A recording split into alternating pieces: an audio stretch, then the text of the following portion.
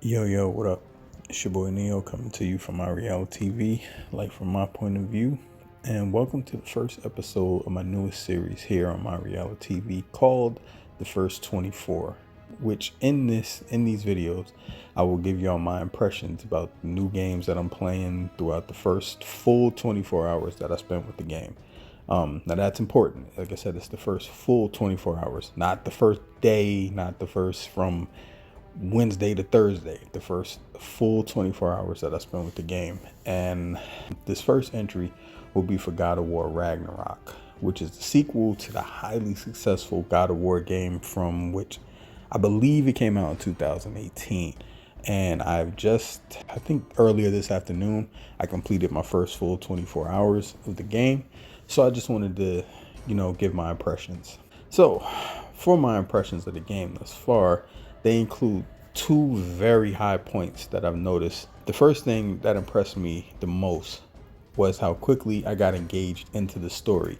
And I mean, like, right off the rip, like immediately. Like, I just got so engulfed in the story and everything like that. I mean, the story draws you in and it keeps you there by never not telling you the story elements. And what I mean by this is, like, Kratos and them, they continue to talk and just have discussions as you're moving around in the world. So, like, if you're traversing on foot or you're riding a boat or whatever it is, like, the conversations are continuing to be had, and it's sort of subconsciously pulling you more and more into the story because they're kind of talking in the background, right? Like, so you're doing stuff. So, like, let's say you're in the boat, right? You're in the boat and you're traveling around the dwarf land area where I don't remember the name of it.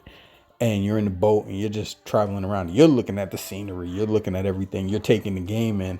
They're talking, right? They're having conversations in the midst of this. And it's like I said, it's like in the backdrop, but they're still having those conversations. And what that's doing is it's keeping the story at the forefront. Although it's in the background, it's still keeping the story at the forefront. And I love the way they did that. And I'm just hooked, and I'm excited to learn more about the story as it progresses. The next up for me is the combat. And I mean, I love the combat and how it's been done and refined from what was already good combat from the first game. You know what I mean? So I upped the difficulty to the no mercy setting, which is, I believe, the one right under the highest one. I think the highest one is like God of War something, but I got the no mercy one, which is, like I said, the one right under that, because that's good enough for me. I want a challenge, but I don't want to be in here throwing my controller around the room. So I upped it to the no mercy level so that the fights are just real intense, and I've died a lot. Like, keeping it 100, I've died a lot, but it's mad enjoyable, if that makes any sense. Like, it's fun because I'm not just flying through the game, right? I'm not just breezing through it. Like, I actually have to kind of game plan as I'm fighting. And that's kind of what I want to speak to next. It's like, one of the big complaints about the first game was that the enemy variety. And listen, fam, listen to me. That's not an issue thus far in this one. And I know it's still early and I haven't even scratched the surface yet on all the enemies, but the ones I have come across have been dumb nice, right? And the variation is important, and let me explain to you why. Because, like, as you fight, especially with multiple enemies on the screen at once, they do a great job of, like, mixing it up, throwing in different types. So you may have a fight with bigger enemies, and then also on the screen will be some smaller little monsters running around that are, like, mad quick. Or you may have an enemy that's, like, weak to fire, or one that's weak to ice. Or you may have both of these type of variants on the screen at the same time. So you need to adjust your fighting style and your combat, like, on the fly. With your fighting style, it adds a beautiful layer of strategy to the combat. And that's what I love the most, because it puts you in a place where, if you have all these different enemies on screen, you kind of gotta bounce around. You gotta really strategize. You gotta say, okay, well, I gotta take this one out first because he's weaker, but he keeps getting in the way of me trying to fight the other one. And so you really have to be mindful of that. And I mean, I'm a gamer that leans heavy to things I'm comfortable with. So like if I find a particular weapon or a fighting move, I kind of stick with it. But I can't really do that in this game because it's best to switch up. And in some regards, the game almost even forces you to, which therefore keeps you very diverse in your attacks. Also, the enemies aren't stupid. They're not dumb, and they attack with intelligence. Like the AI is actually pretty decent. Can't even front on that. They actually will flank you and take advantage of what they do well. You may be fighting some enemies like head up, just you and the enemy. You're on the screen, you head up, you on the ground. And then, but in the distance, you notice that something's spitting acid at you. And it's another enemy just posted on the wall, like right, he just clinging to the wall. It's like a reptile or something, and they getting at you from a distance.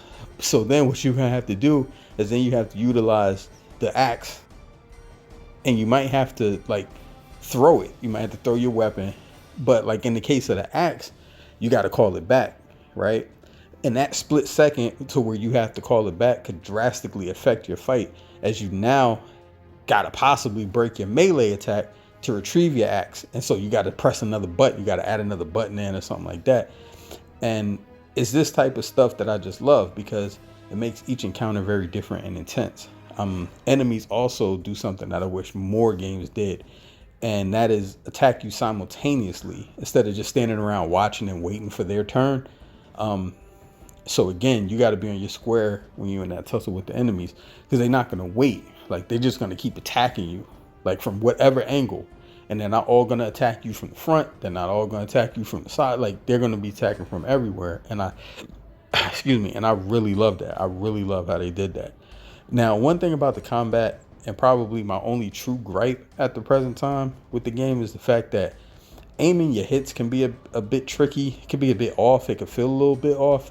And I guess a good way to explain this is like if you're trying to use the axe to swing and break a crate or something, it's not like, it doesn't like seamlessly line up with where you're aiming your hit or where you're trying to throw it, swing the axe or anything like that. It like when you're standing in front of it, it just doesn't, or any object, it just doesn't feel like it lines up sometimes. You have to play the game to really get the gist of what I'm trying to say with this, but I mean, it may just be me, but it just doesn't always line up like I'm saying. Also, when fighting, the camera will get a little disorientated when you're dodging. Well, if you're dodging a lot, let's say that. If you're dodging a lot, and if you're locked onto an enemy, like you tend to lose the lock. And if you're attacking Kratos, after the dodge, he'll have his back turned like to the enemy sometimes. And mixed in with that aiming issue I just spoke about, you'll just be swinging at the air while the enemy is just doing work on you.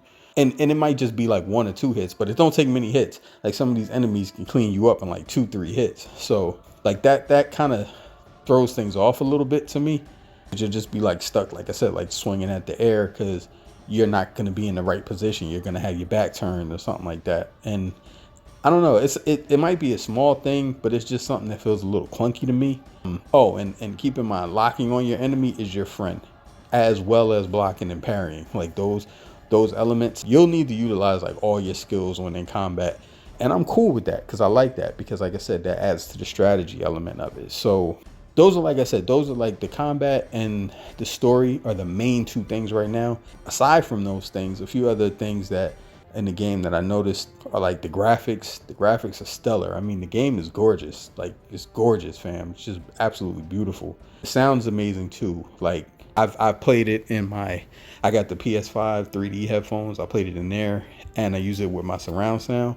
And the way the sound moves, it's like respected within space, and it's done very well. So like, you might be fighting, and Atreus or the little dude, I can't remember the dude's, the head that's on your hip.